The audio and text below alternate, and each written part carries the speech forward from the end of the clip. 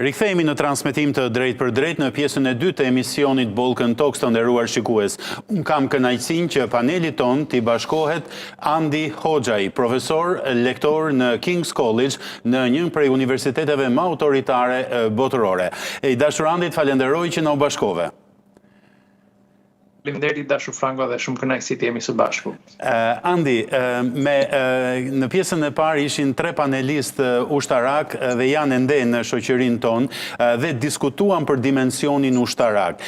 Por pyetja me cilën doja ta startoja këtë pjesë është: përse Asambleja e Ekspertëve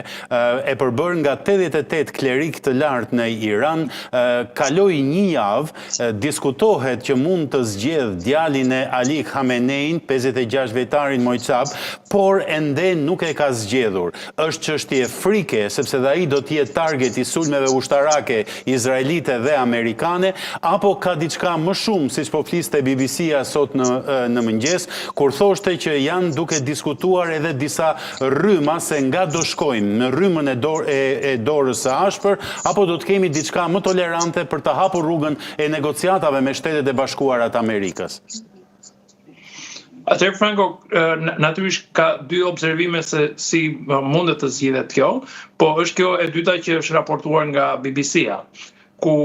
vetë presidenti Trump dhe një sër aleatësh të tij që janë bashkuar sulmeve të Shtetet Bashkuara të Amerikës dhe Izraelit kundrejt Iranit, ata janë shprehur shumë qartë që ata do dëshirojnë që të flasin me dikë nga regjimi aktual, që të vinë në një dialog dhe në ato tryezë të provohet një marrëveshje ku gradualisht të shkëputet nga ajo